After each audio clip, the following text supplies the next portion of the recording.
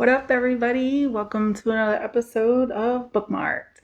I'm your hostess, Sherry's Joy, and I am very excited to be here. And I am so glad that you are joining me for my discussion on Something Must Be Done About Prince Edward County, A Family, a Virginia Town, and a Civil Rights Battle by Kristen Green.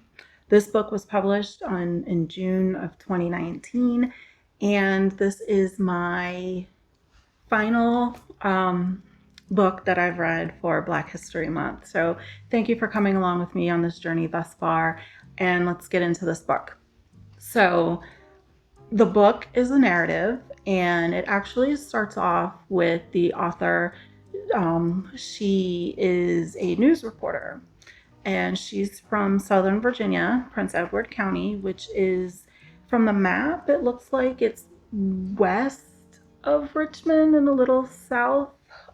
She does mention Richmond and Charlottesville, Norfolk, Virginia, and places like that, all in the areas of which I am, very familiar with, being from Hampton Roads.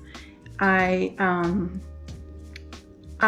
did appreciate the book per se. I enjoyed the story, not short stories, but the actual story. So basically, she's a reporter, and she did a bunch of interviews with people who were around for the civil rights movement, and the book follows. Okay, it starts. I know, right?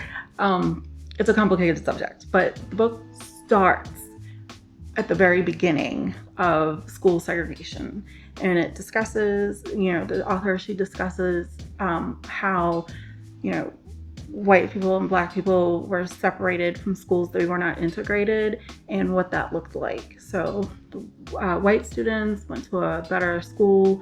They had actual textbooks that were completely filled. Pages were not missing. They had indoor bathrooms, where the black students, they had rundown schools. Pages of textbooks were missing. They had outhouses. And so that the book follows from that, segregation through Brown versus the Board of Education, through the Civil Rights Movement, all the way up until when the book was published in 2016. So what I found very interesting was that it does mention things of importance. I got my notes here, so I'm going to cheat. So we do talk about things of importance. Like I said, Brown versus the Board of Education, bus boycotting, the Civil Rights Movement, and as a whole, the NAACP and how that was started.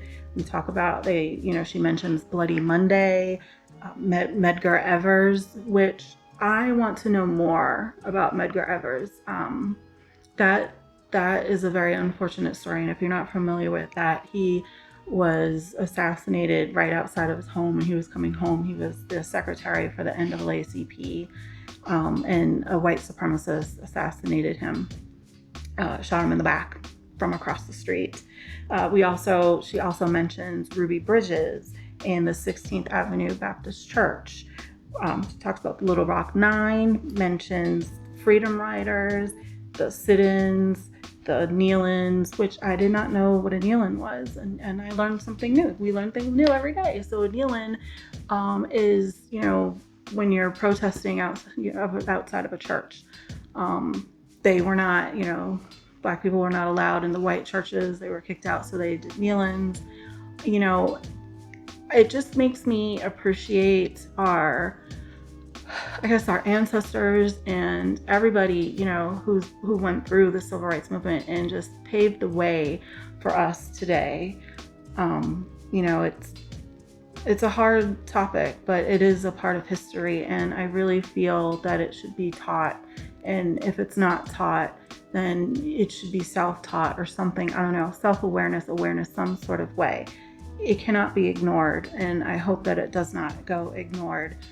I rate this book, honestly and wholeheartedly, a 3.5 stars, and that is because a lot of it was interesting, but some of it was a little bit boring, and that's because things were just drawn out. Now, I understand the author, was trying to build up her information and things of that nature. And because of the politics and everything that was inside of it, it was a little hard for me to follow.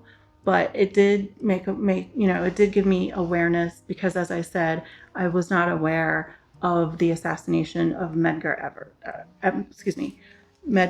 Evers, and I want to know more. And it also inspired me for Ruby Bridges. I did not know that Norman Rockwell did that famous painting of Ruby Bridges with the National Guard, guarding her from school. I looked that up, and I want that piece of artwork. I mean, it's part of our history, and it's things that can't be forgotten.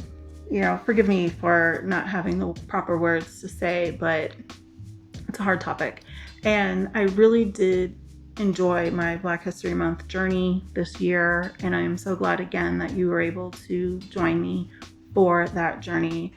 I appreciate all of your comments, your likes, and your subscribes and everything like that.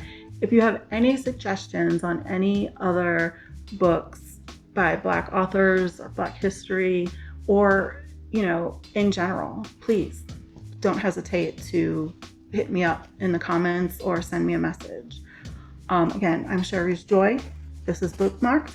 I'm one half of the DigiKast, and you can find me on Instagram at BookmarkedSJ. You can find the DigiKast obviously on YouTube at the DigiKast. We're on Facebook and Instagram as the DigiKast. We're on Spotify as the DigiKast. You can also find us. We have a blog, TheDigiKast.substack.com. I'm on Blue Sky at Sherry's Joy, and if you check out the link, we have our Amazon affiliate page, and check those things out. We do plenty of things on the DigiKast, so we have some good stuff for you, and you can also find this book in that link as well. So again, thank you for joining me. I'm Sherry's Joy. Love the world.